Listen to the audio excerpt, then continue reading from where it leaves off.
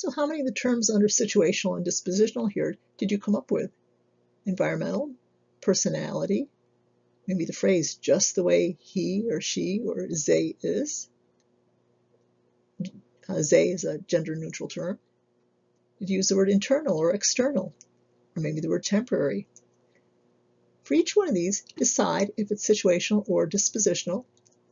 And when you're done with that, please consider the 3 examples listed below and decide, is that example suggesting a situational or dispositional explanation?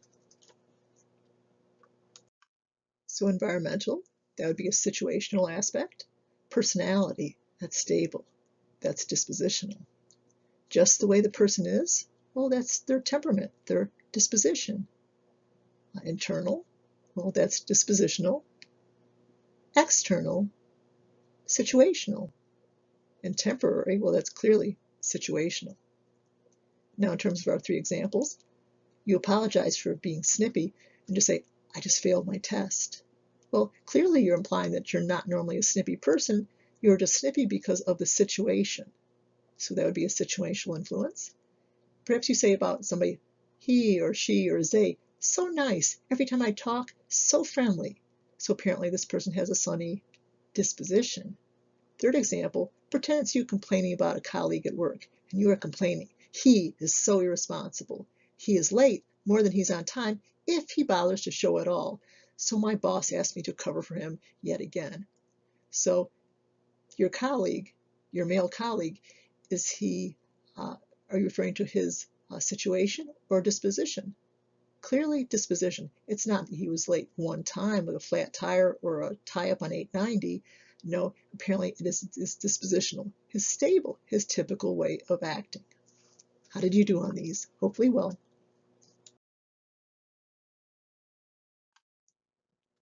Since we very regularly make attributions, we should be aware of common errors so to perhaps avoid them.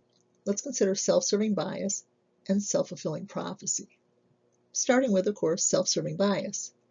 In this particular style of attribution, we take credit for our successes. But how do we explain our failures? Well, we blame them on others. So why did you do so well on your Spanish test? Well, maybe you say, I'm very good at languages. Why did you do so terrible on the math test? The teacher sucks. Don't we all do it? We blame others for our failures. And that's not necessarily an accurate way of looking at our particular behaviors. We should take credit for both our successes and own up to our failures. Let's consider self-fulfilling prophecy, a concept in psychology that we're very fond of. This is acting in ways to make our prophecies, in other words, our bad expectations in this case, come true. So it's not intentional, but we often act in ways to make these expectations come true. Let's consider 2 famous studies. First one we'll call the Mays-Bright and Mays-Dull rat study. Pretend you were taking intro psych at a large college, such as maybe SUNY Oneonta or maybe SUNY Albany, the university. Often you have to do a certain number of participation points in intro psych. It might be going to lectures, or writing a paper, just going and being a participant in psychology experiments, which is what most students choose. So you show up to one particular study and you're told that you'll be training a rat. And you'll be told that there's 2 varieties of rats, the Mays-Bright ones and the Mays-Dull ones. They then explain the terms. Mays-Bright, well, these rats have been selectively bred for their maze-solving ability. Their parents were the best of the maze solvers, and the generation before them, they only bred the best of the maze solvers, and so on. So genetically selected for good maze-solving abilities, maze-bright in other words. Other rats, they were the worst maze solvers they were bred, and their parents before them were the worst at the maze solving, and so on. So your rat comes from basically a long line of dullards. And they time how long it takes you to train the rats. And lo and behold, the maze-bright rats do indeed learn more quickly. Now, at this point I ask my students, I tell them I left out some very profound detail of the study and try to see if they can guess it. So what do you think I left out? Did you suspect that maybe there was no difference in the rats whatsoever? They were from the same litters, from the same box, just randomly labeled maize bright and maize dull? Well, if that was true, why did the ones labeled maize bright learn more quickly than the ones labeled maize dull? Well, I'm presuming it's not the rats' expectations about their label and their behavior. It's the students' expectations. The students who expected more of the rats were probably more patient, more enthusiastic. Maybe you got a little frustrated, put your rat down a little bit too briskly in the maze each time when you got frustrated. So the point is, if you can influence how quickly a rat can learn a maze, how much can you influence how you learn something, or how maybe your children learn something? Or consider another example. Maybe a friend tries to coax you to a party and you say, I'm not interested, I don't want to go, I won't have a good time. And the friend does succeed and drags you to the party. How can you act in ways unknowingly to make your expectation of a bad party experience come true? And I ask my students for examples also. You hang at the food, and don't talk. You spend all the time texting, you don't look up, you have negative body language. If somebody talks to you, you give them short answers, unenthusiastic. And you'll say, I told you I wouldn't have a good time. Well, yes, self-fulfilling prophecy. You acted unknowingly in ways to make your bad expectations come true. Or how about another example, an academic example? You go to a particular class expecting that you will not do well, perhaps even expecting to fail. So when you study, do you tend to study this class first or last? It would be typically last because you're not expecting to do well on it. So you study at the very last and maybe you don't have sufficient time to study at all. Maybe you're falling asleep, and maybe you start getting confused in class because you're not fully prepared, and then maybe you start skipping classes and skipping quizzes. In the end, you say, I told you I couldn't do well. I told you I couldn't pass. When in fact, you had a case of self-fulfilling prophecy. Now let's consider the other study here, often referred to as the late bloomer study. This was done in elementary school. Students were tested and the teachers received feedback. In every classroom, a student or two was labeled as a late bloomer. This was the researchers' phrase for a student that would have unusual academic gains that particular semester. At the end of the semester, the researchers came back, retested the students, and in fact, examined GPAs, and in fact, virtually all the late bloomers had bloomed. Why? As you might suspect, it was another case of deception. There was nothing different about the students labeled late bloomers. It was a random label applied to them. What was different was the teacher expectations. And they did follow-up studies to find out how the teachers were acting differently. They called on these students more often, gave them more time to answer, gave them more support in answering questions, gave them more support, and were warmer to them. So teachers were unknowingly acting in ways to make their expectations come true. But what happens in real life?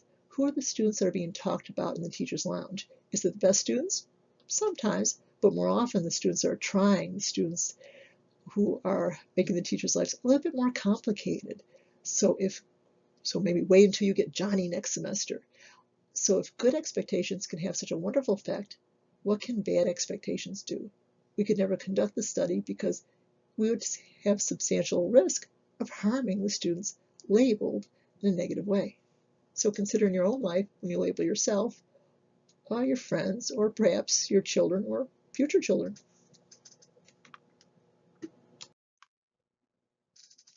Let's next consider three foundational studies in social psychology exploring the role of personality and environment. So continuation of our topic. First study, Ash studies, performed by Solomon Ash on the topic of conformity. Stanley Milgram's famous studies on obedience, and Phil Zimbardo's famous study on situational power. You might remember Phil Zimbardo as the host of our series. Let's start with our first classic psychology experiment performed by one Solomon Ash. The topic, conformity. Let's define it as engaging in behaviors due to social norms. For an example, let's consider the one I usually use in class, that of a male student wearing a white wedding dress on the day of Halloween. Now, any bride's allowed to wear a white wedding dress, and anybody can wear a white wedding dress on Halloween. So if we see him, we'd probably smile at him and think he enjoys this particular holiday. If we see them on the day after Halloween, still wearing the white wedding dress, we'll think he had quite the holiday.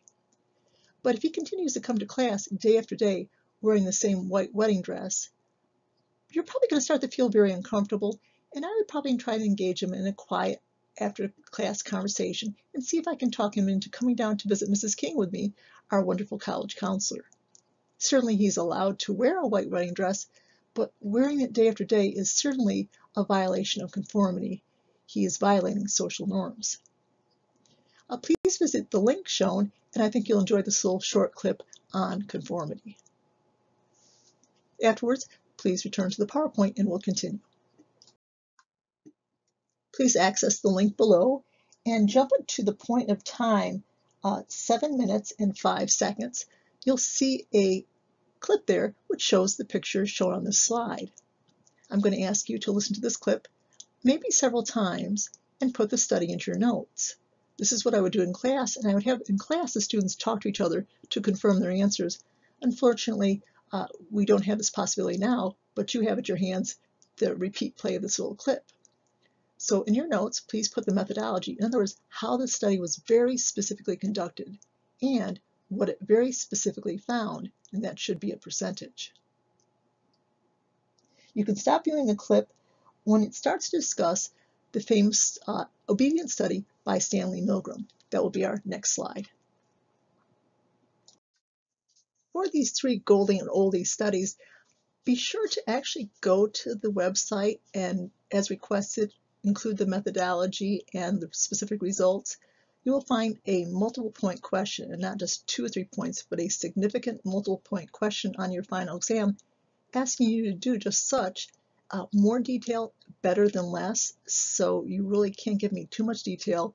It's quite common students will give me too little detail. So good. Again, consider this to be a practice for your final. Let's consider an interesting variation Solomon Asch did on his basic study design. In one study, he had one individual before a real subject give a different answer. For a study that was supposedly on visual acuity, this particular subject was not a good subject. He had very thick eyeglasses and commented that he really couldn't see very well, and then he gave a different answer as compared to the rest of the group, that is, compared to the rest of the Confederates. When it got to the real subject, did that one subject before him giving a different answer than the group have much an effect? Well, the conformity rate dropped from the typical 70% down to astounding 10%. So what can we walk away with? Well, often when a group is making a wrong decision, each individual member thinks it's a bad decision, but is afraid to voice their dissent. It might be a group project, it might be something going on at your job, it might be a family decision, but if one person voices a contrary position to the rest of the group, it frees the rest of the group to give their honest opinion too. Maybe sometime you'll be that dissenting voice.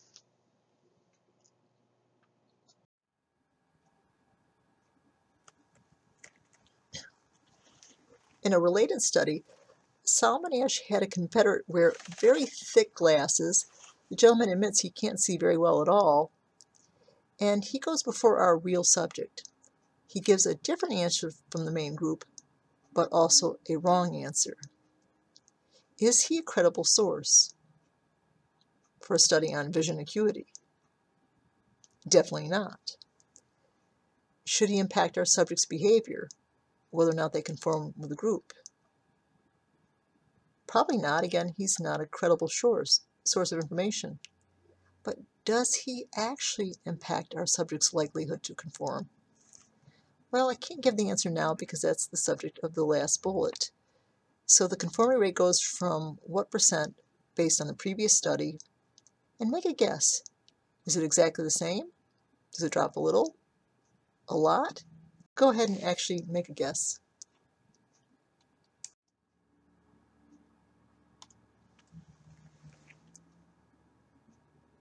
Well, the conformity rate drops from the 70% observed in the original Solomon Asch conformity study to not 50% or 40 or 30 or 20, but to 10%, which is very interesting. So even a not credible source of information can drastically influence conformity. This has significant implications to real life. If you're in a group and you're thinking about the group is going to make a terrible decision, but no one else feels that way, so you say nothing. Well, if you voice your reservations, I think this is a bad idea, you might find that quite a few other people in the group will say, I was also worried, I was also concerned. It could be a hiring committee, it could be a group project, it could be deciding something in a group dormitory situation or an apartment situation or a family situation. But basically, if just one person breaks away from group conformity, it frees everybody to do what they think is right and to voice their opinion. So perhaps the next time you find yourself in a situation thinking, we're going the wrong way, be the one that voices their true feelings, and you might be surprised at how many shared voices will be resulted from your behavior. So go ahead and be the brave person. It can have a wonderful effect on outcomes. Let's continue with our exploration of these three classic social psychology experiments. Our next topic is obedience. The famous theorist, one Stanley Milgram. Many of you have already seen part or all of this particular study. Its focus, as I mentioned, was obedience. Obedience is following the orders of an authority figure. Take a moment and think of the various authority figures in our lives. So perhaps you said parents, your boss, maybe your doctor when he or she says that you should maybe stop smoking, especially in COVID times. That'd be good advice. It might be the police officer who motions you to pull over, and so on, maybe even a teacher. Next, please go to the video clip that you see the link for. That's where you were before, and start it at 8 minutes and 2 seconds. And you'll see clips from the study shown on the slide, the picture below. Continue to watch this particular clip until Phil Zimbardo starts to talk about the fundamental attribution error. At this point, you can stop the video clip and write down the methodology, in other words, specifically how the study was conducted. Again, detail is good, and what was found, including the percentage. Expect to see on your next test, the final, a short answer question in which you will have to do all this, and lack of detail would definitely work against you, so don't be shy. Include a lot of detail.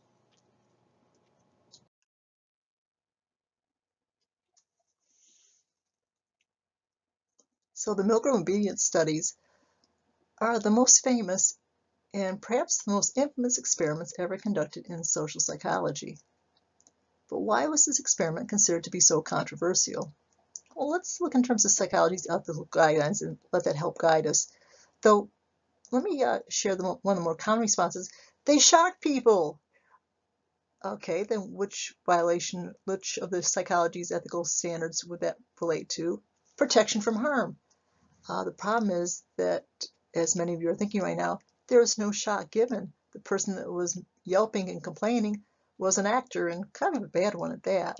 So clearly it wasn't the electric shocks that didn't occur. So now we've got that kind of one out of the way, let's look at the other ones step by step. The IRB must approve it.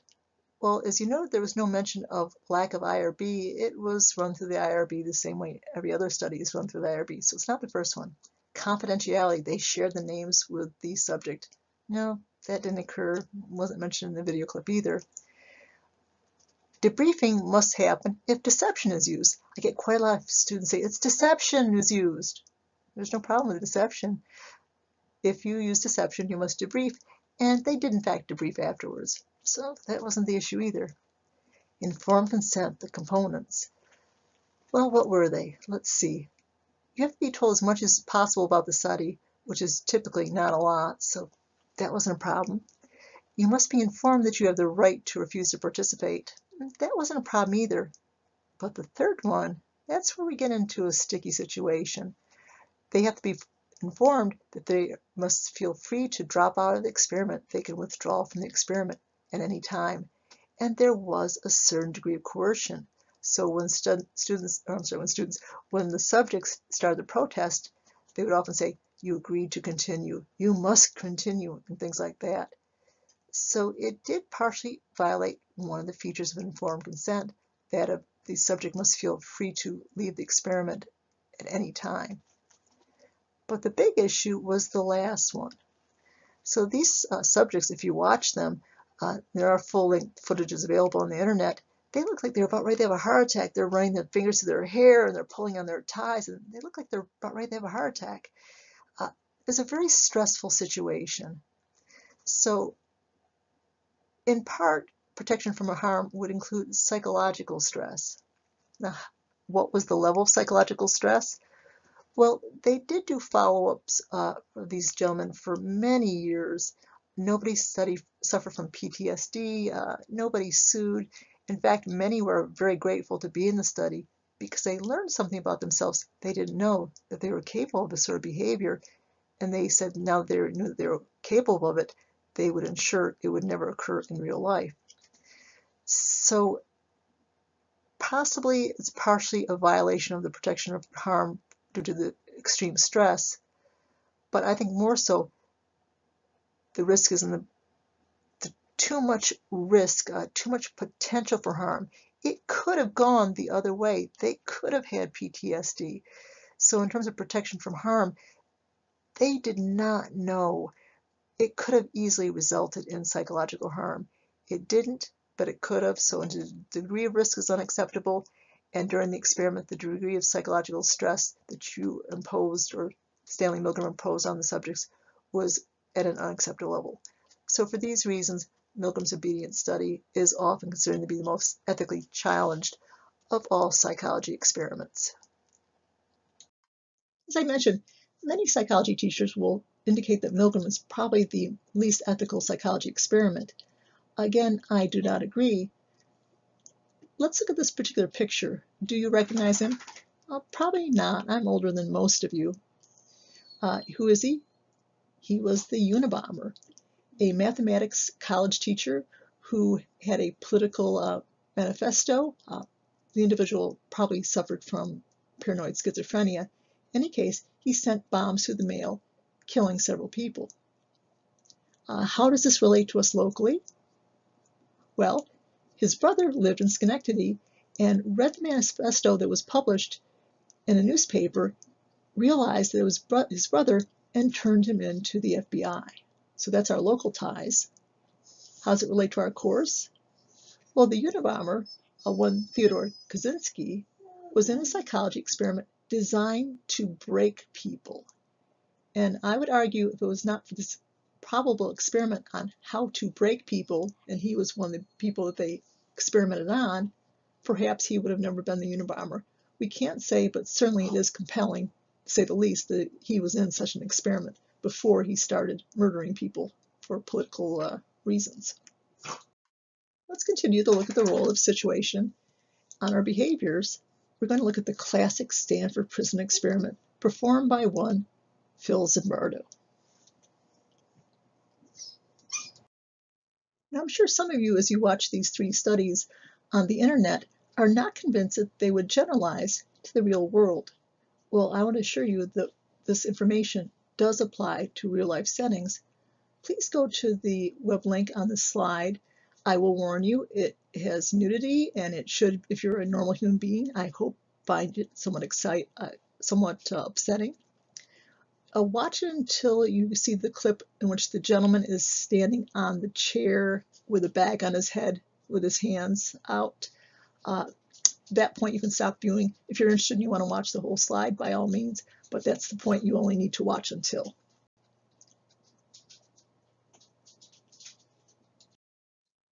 Let's consider the concept of de-individuation. So you hopefully just saw the clip on the Abu Ghraib prison. Not an experiment, but an actual prison. And what was surprising was the perpetrators of the ill deeds were Americans. Why did these guards act the way they acted, and why did the students in the Zimbardo prison experiment do what they did? Well, in both examples, de-individuation was in control of the situation.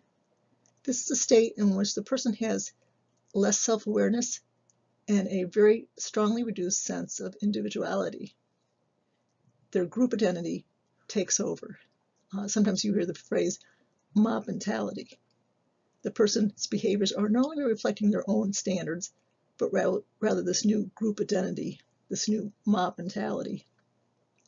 So be aware of this. This can happen to anybody.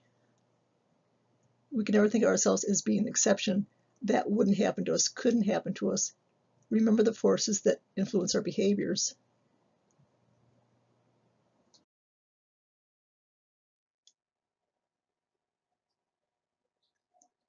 This chapter focuses on 3 forms of intergroup bias, related and yet independent and distinct. First, stereotype. It's a belief that certain qualities are usually present in a certain group. So if you're a member of that group, you have that quality. These can be good qualities or bad qualities that might make you think that the person might benefit from a stereotype that's a good stereotype. Not necessarily. That can be highly variable and could clearly work against the group member under certain circumstances. For example, consider the image on the right, a stereotype that Asians as a group excel in academics. So what if you're an Asian American who's average or maybe below average? So you are not meeting not only perhaps your personal expectations, hard to say, but you're also violating the expectations we have for that group, and you might be treated more harshly than if you were a Caucasian American or an African American. Let's consider prejudice. I think of it as an emotion or a thought that is usually negative, but again, not always. So it can be thought or emotion. My definition uses an emotion-based attitude toward a particular group. Discrimination is when you put your prejudice into action. Discrimination is a behavior. So prejudice, either thought and or feeling. Discrimination, behavioral. Unfair treatment of people based on their group membership. So 3 basic terms are foundation to start with. Next slide, we'll look at this topic from a historical perspective in this country.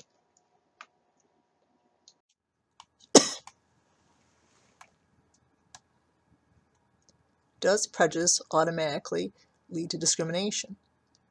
To answer that, let's consider the very classic and famous LaPierre study done in 1934.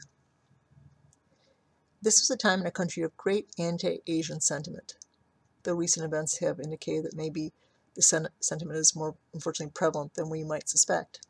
But in any case, he had a young couple travel with him across the country. At this time, there were no major highways, most roads were dirt, no road signs even. So traveling across the country took a significant amount of time. It took months. In these months, they stopped at 250 establishments, varying from hotels and food places, all sorts of businesses. Wanted to see what degree of places would discriminate, would refuse them service. Surprisingly, even though it was a time of great prejudice, only one place out of the 250 refused service. In the second part of the study, the researchers sent out postcards to each place they had visiting, asking, quote unquote here, would you accept members of the Chinese race as guests at your establishment? Take a guess of how many places that actually did serve them, often very friendly and often very well. Take a guess of how many of these places actually did indicate via postcard that they would not accept this Chinese couple.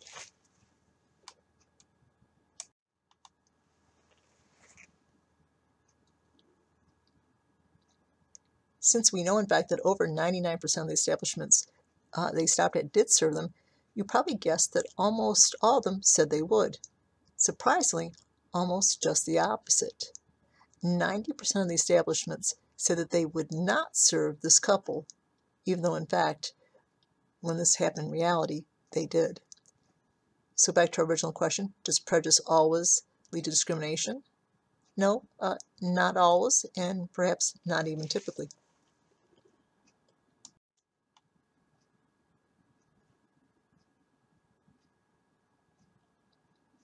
On the right, we see LaPierre and the Chinese couple.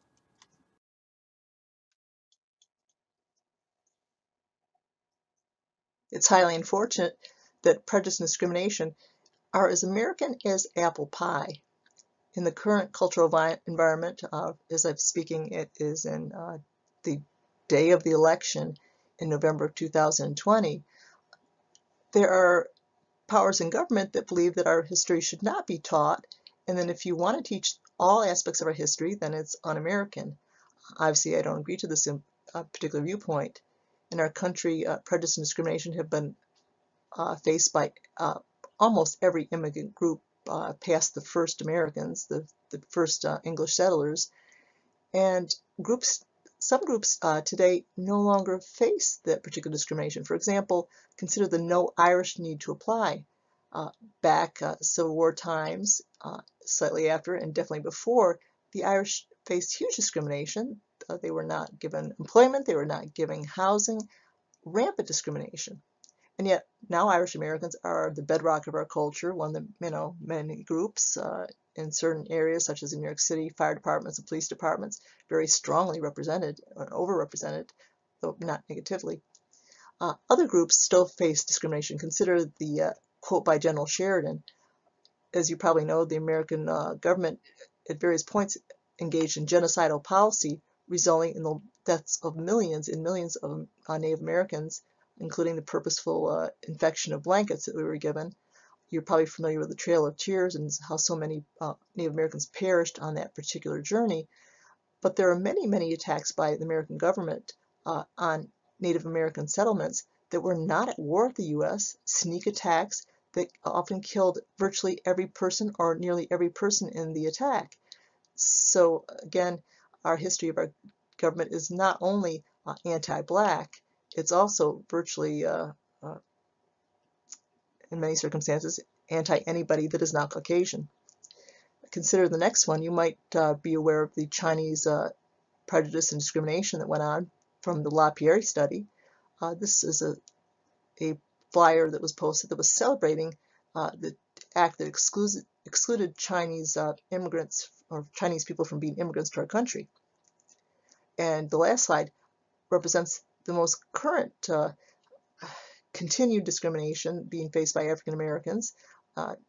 In this particular instance, protests related to George Floyd's murder, and so you can see this unfortunate characteristic of our society, the stereotype and prejudice and discrimination, is not a new feature, but needs to be understood to understand where we are today, and hopefully to someday move beyond it. I hope I didn't ramble too much. If I did, I apologize, but I feel strongly on this.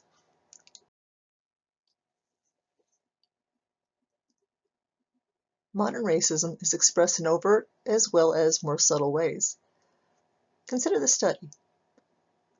Students are asked to shock a subject. Typically, they will give black subjects a smaller shock than they would give to white subjects. But when the subject being shocked is actually a Confederate and asked to purposely annoy the person giving the shock, they will receive a higher shock than will a Caucasian Confederate. And it's reasonable to assume that the people given the shock had no idea that they would actually shock an annoying black subject, an annoying black person, more than they would a white person. They, chances are, would feel that they are not a prejudiced person. Research indicates otherwise.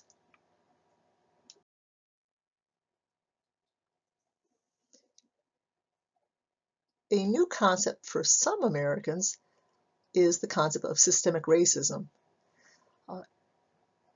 Recently, President Trump has tried to block the discussion of systemic racism in educational institutions and believe the acknowledgement of it is fundamentally anti-American.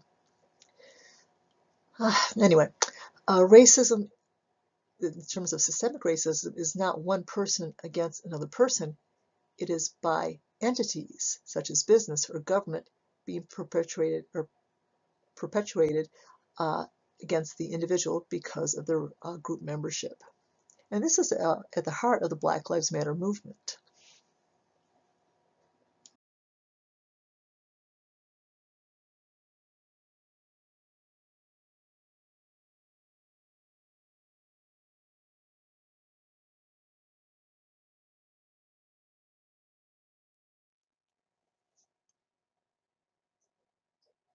All of us are the member of many groups, and some of these groups may have privilege. So take a moment and consider the groups that you're in and which, if any, have privilege, enjoy privilege over other groups in our society. Actually, go ahead and do it.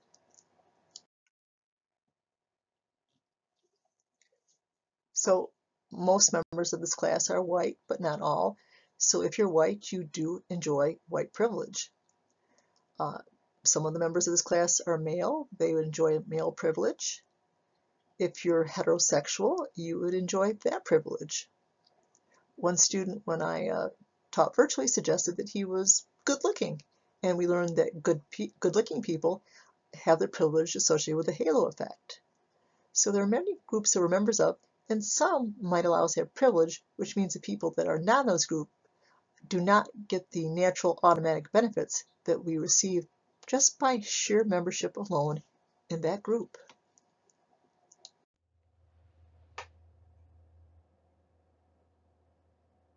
Are you familiar with the concept of DEI? Its principles are becoming increasingly important in our culture, and justly so. Let's start with, what does DEI stand for? Take a minute and see if you might be able to remember, know it, or just figure it out.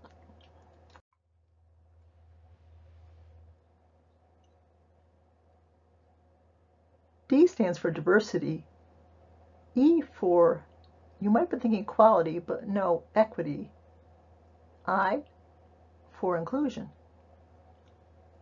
In terms of its importance, for example, in 2023, according to SUNY, all students graduating from a SUNY institution will have to be exposed to DEI concepts. Each individual institution will decide how.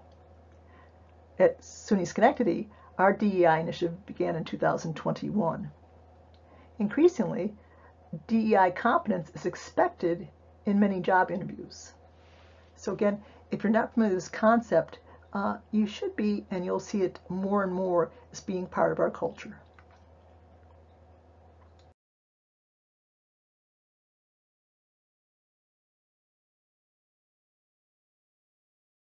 Let's now consider a very different behavior and concept, altruism, giving aid to a stranger without expecting a reward and at some potential risk. When I ask students to volunteer examples, sometimes they give me things like holding the door. No, that's prosocial behavior and frankly good manners. Prosocial is just a helping behavior. Prosocial behavior would include altruism, but also acts that entail no risk whatsoever. So altruism might be an example of going into a body of water to save a drowning person. Sometimes the helpers drown themselves. Intervening in a domestic violence situation, well, you could become the target, and so on. So altruism isn't done to help your neighbor. It's not done to help your family member. It's somebody that you do not have a relationship with. It's a stranger typically, again, without reward and at some potential huge risk. Consider prosocial behaviors, helping behaviors. What sort of behaviors could you do easily in your life that are prosocial? Hopefully you can think of many. Let's consider two examples of prosocial behavior. Once, a very long time ago when I was in my 20s, I was with a friend and we saw a car ahead that was pulled off to the shoulder of the road, and a woman was outside of it in a trunk clearly struggling to take out something. She had two crutches, so we pulled over and tried to help her. She was very suspicious, but she did take our help. When we got the tire out of the trunk, it was underinflated. It could not be used, so we volunteered to take it and get the air filled in the tire. When we returned it, we didn't ask for any compensation, and we did not accept any compensation, although it was offered. It was just a simple act of prosocial behavior. But it's also good to receive prosocial behavior now and then.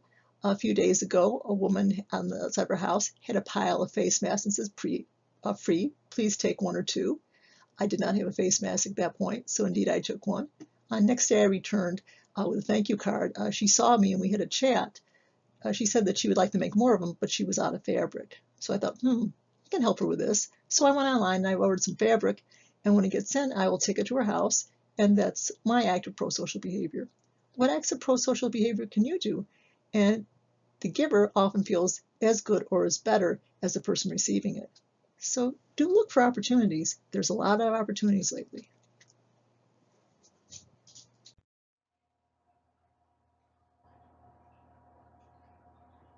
We really can't discuss altruism without discussing the very famous and very sad case of Kitty Genovese. She was a young woman working in an Italian restaurant as a bartender, traveling home very late at night after work. It was a very isolated area. All the businesses were closed up. All the outsides of the buildings were locked doors, and somebody was following her, and she felt endangered. And this was long, long, long before cell phones.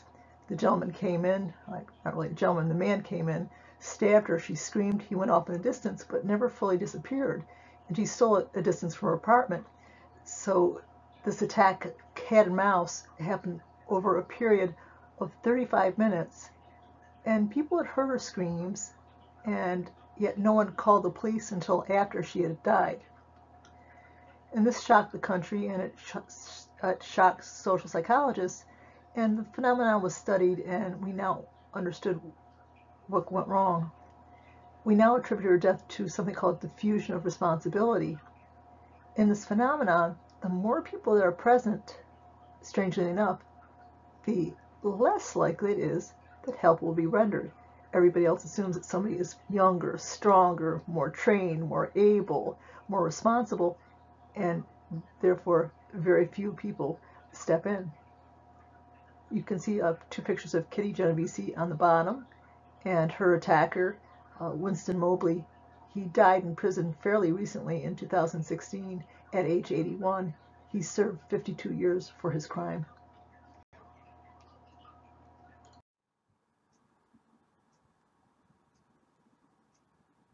Before you move on to the lecture quiz or perhaps the next chapter, take a moment and test yourself without looking at your notes to see if you understand the basic components of psychology journal articles.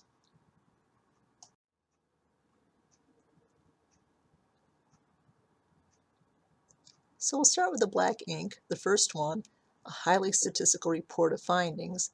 That would be the results section. What these findings actually means would be the far more readable discussion section. A review of related studies, that would be the introduction. How they actually conducted, how they actually did the experiment, that would be the methods and materials, or sometimes it's just called methodology. A brief summary of the paper, usually found at the very beginning. Pretty useful to find out if you want to actually read or use the article, would be the abstract. And all the articles cited in the paper. You might be more familiar with works cited, but in psychology, we don't use that term. We prefer references. So hopefully you did well. If not, study a little bit more and try it again. We've only touched on some of the many, many topics that are studied by social psychologists. On the slide, there are a few more examples, but again, still a partial list. If you find this area of psychology particularly interesting, perhaps you'd like to take social psychology. As I mentioned, if you're a psychology concentration person, you will be taking social psychology.